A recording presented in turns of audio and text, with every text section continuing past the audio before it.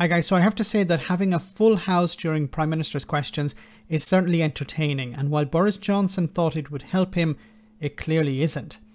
His backbenchers were attempting to drown out the opposition, but not really cheering Johnson on here. So the issue of the day was the broken promise to level up the north by building new rail infrastructure, but also Tory corruption. Starmer went on the attack here, and it left Boris Johnson attempting to defend and deflect.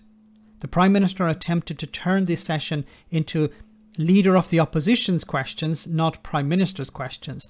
However, the Speaker was having none of it. Enjoy. No wonder trust in the Prime Minister is at an all-time low. Across the country and belatedly across this House, there is now agreement that Owen Paterson broke the rules and that the government should not have tried to let him off the hook. Many members opposite have apologised. The Business Secretary has apologised for his part. The Leader of the House has apologised for his part. But they were following the Prime Minister's lead. And notice Jacob Rees-Mogg shakes his head here. No, I didn't apologise. I regretted what happened, but not apologise. So it's nice that you see Jacob Rees-Mogg put in a bit of a spot here. So will he do the decent thing and just say sorry for trying to give the green light to corruption? Mr. Speaker, yes, as I've said before, it certainly was a mistake to conflate the case of an individual member, no matter how sad, with the point of principle at stake. And we do need a cross-party approach on an appeals process. We also need, Mr. Speaker, a cross-party approach on the way forward, and that's why we've tabled the proposals that we have to take forward the report of the Independent Committee for Standards in Public Life of 2018 with those two key principles that everybody in this House should focus primarily and above all on their job here in this House, and secondly, that no one should exploit their position in order to advance the commercial interests of anybody else. So, of course, Johnson tries to play the uniter here. Yes, I'm trying to unite the two sides of this House. We're all fighting the same battle here. Obviously, this is a lie. And notice that he would not apologise. Yes, I regret what happened, but he will never apologise. Which is strange, because if he actually apologised and said it, he didn't actually, of course he wouldn't mean it, but just saying the words "I'm sorry" would lift a huge amount of weight off his shoulders, but he won't do that. Because saying sorry means you have made the mistake, and you have to pay some sort of price for that. That's our position, Mr. Speaker. We want to take forward those reforms. In the meantime, perhaps he could clear up from his proposals, whether he would continue to be able to take money as he did from Mishcon de Rea and other legal firms. Order, Prime Minister. As you know, and I do remind you, it's Prime Minister's questions, not Leader of the Opposition's questions.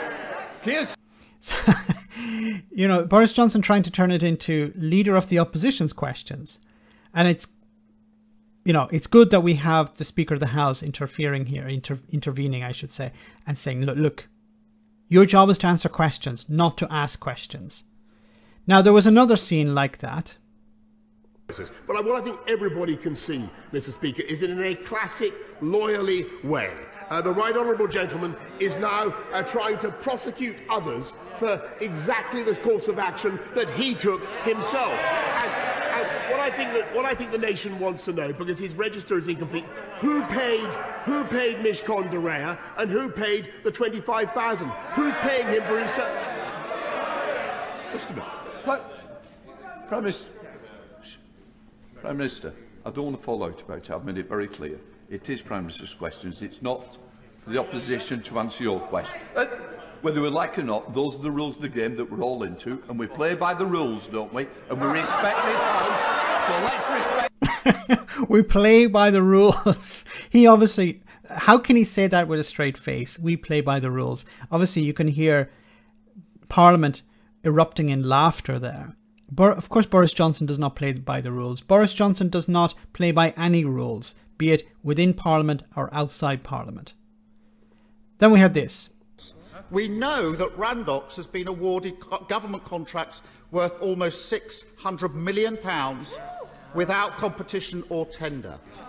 Against that backdrop, the public are concerned that taxpayers' money may have been influenced by paid lobbying. There's only one way to get to the bottom of this: a full, transparent investigation. If he votes for Labour's motion this afternoon, that investigation can start.